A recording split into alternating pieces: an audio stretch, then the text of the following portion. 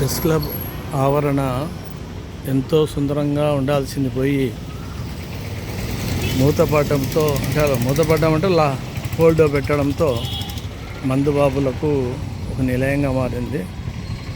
చూడండి ఎలా రోడ్డు పక్కనే సీసాలు చూడండి ఎన్ని ఉన్నాయో, మందు సీసాలు.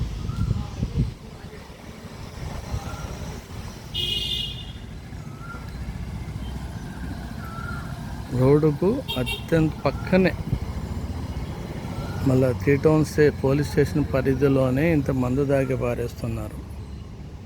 బహిరంగ ప్రదేశాలను మద్యం సేవిస్తున్నారు.